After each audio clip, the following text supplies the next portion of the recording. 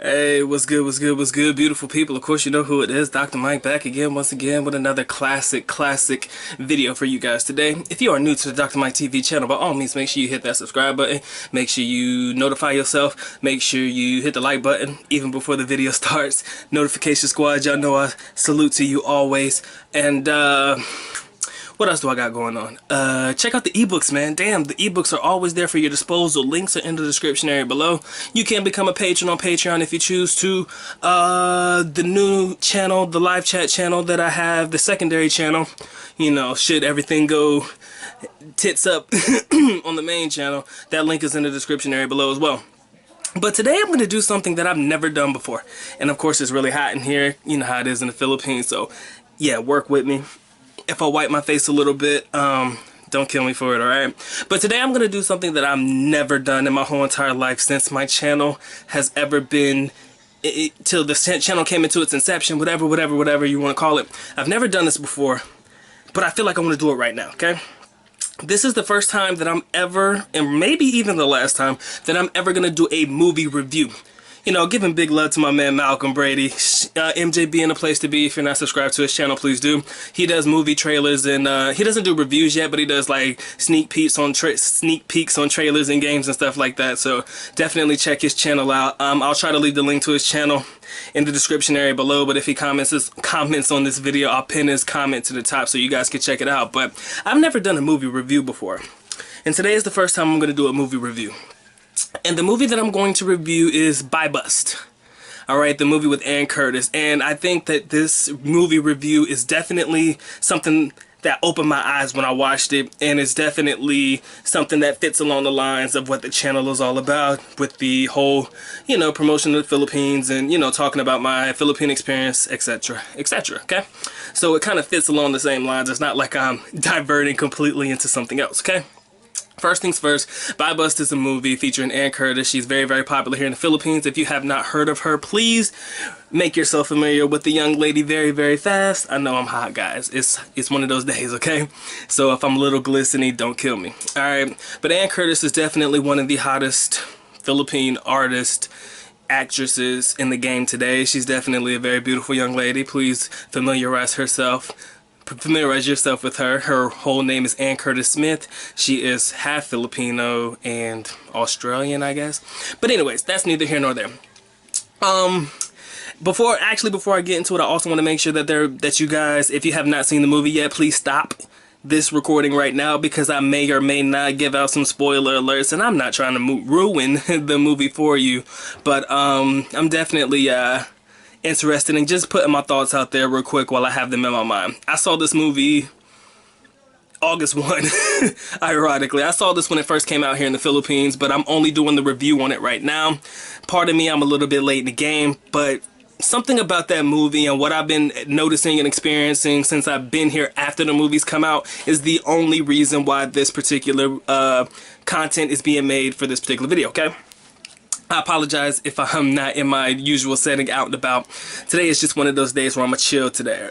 So I'm chilling, but making you guys this particular video. Okay, first things first. Babbles has English subtitles, so I was elated. Like, my Tagalog is aight, but the fact that it had English subtitles, I was able to keep up with the movie as the movie progressed and everything, and as it climaxed and, you know, came down, I was able to pay attention through the entire movie.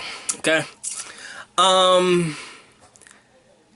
Babbles is a movie that is shot roughly in one area. I mean, in the beginning they had different scenes, but ultimately the entire action sequence and everything like that is all shot in one particular area. It takes place in a barangay that's known for drug trafficking, and they're trying to trap this drug lord in, you know, this barangay, but, you know, they end up getting set up, and now they're locked inside of this particular barangay. The people are looking for them, like all of the local people in that particular area are looking for them, and they're trying to kill them, you know, because they got set up.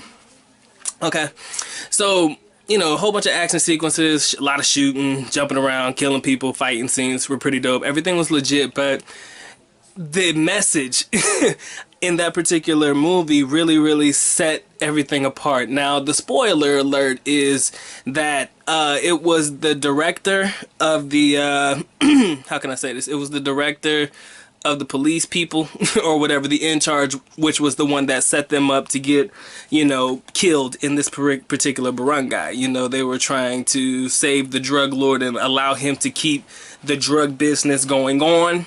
So, you know, with that being said, they wanted the director wanted the business to keep going, but, you know, of course, the real officers, you know, they were trying to stop him. That was their job. So, you know, the director was feeding them information about where these people are where they're going, like all of his officials or his officers or his police people. He was telling the drug lord where they were going to be so that they can get set up. All right. So, you know, ultimately, a lot of people died. Actually, everybody died except Ann Curtis. Everybody on that military special ops team died except Ann Curtis, right? So, in the back of the police van at the end of the movie, Ann Curtis is sitting in the in the van with the drug lord that she arrested, and then the director who set them up, and then there was another guy. Next thing you know, the director gets a phone call from, I guess, a bigger boss, a bigger drug lord boss, and so they end up killing the drug lord. And then the director asks Ann Curtis, "Are you with us or against us?" Next thing you know, she does something and she ends up shooting the director and then the other guy in the van. And then when the police officers come to the car, they come rushing over and ask what happened. She says that the suspect drew his weapon. I want to focus on that real quick. And you won't understand this until you see the movie, guys, but what she was saying was that the drug lord drew his weapon and fired on them first, which is why he died and the other two people died, but she was the one that killed the director and the other officer in the vehicle. You feel me? So it's all about perception. And nobody questioned her on the entire situation. They just took her word as bond. She shot 2 police officers and they shot the drug lord, but nobody even questioned it. I want to focus on that, and we're going to come back to it a little bit later. And then when they were doing the media at the end of the movie, they were saying only 13 people died, but if you saw a whole barangay of people dead, it looked like more like 1,300 people, but the media only said that 13 died in this buy-bust situation and whatever, and, you know, etc., right? So in the back of my mind, I'm thinking to myself, they only reported that 13 people died when, like, it looks like well over hundreds of people died in this particular buy-bust operation and so, etc., etc. It just goes to show you how the media fucks with your head, and they basically tell you, you know, buy-bust operations that take place, but then only they give the number of people that they want you to know that actually died. Again, maybe a lot of this won't make sense until you actually see the movie. Alright, so, you know, don't get me wrong, and I apologize if you guys can't keep up, but if you see the movie, you'll understand where I'm coming from. But, you know, ever since that movie came out on August 1 here in the Philippines, I watched it, and every other day that I watch the Philippine news here on ABS-CBN, there's always a buy-bust operation going on, there's always a drug bust going on, and then there's a lot of topics about people, what do you call this? You call it sextortion, when you record, like, let's say you have sexual relations with somebody who's married, and then you record it and you try to blackmail her, so like sextortion stories. There's a lot of that stuff going on in the media today, but none more so than the buy-bust operations. And for some reason, in every buy-bust operation, there's never an arrest made. Everybody just seems to die. You feel me? In a buy-bust operation, everybody seems to die. Very rarely do I see somebody get arrested to tell their side of the story.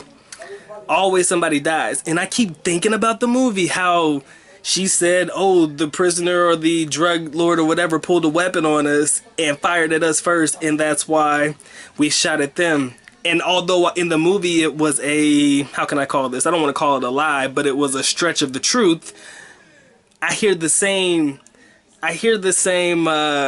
excuse or the same reason given in normal news, and I'm like, damn, they're basically following the playbook of the movie. Just say that the person drew a weapon, whether they drew one or not, I'm not sure, I wasn't there, and just say they drew a weapon so that it's an excused killing. The best way to put it is an excused killing.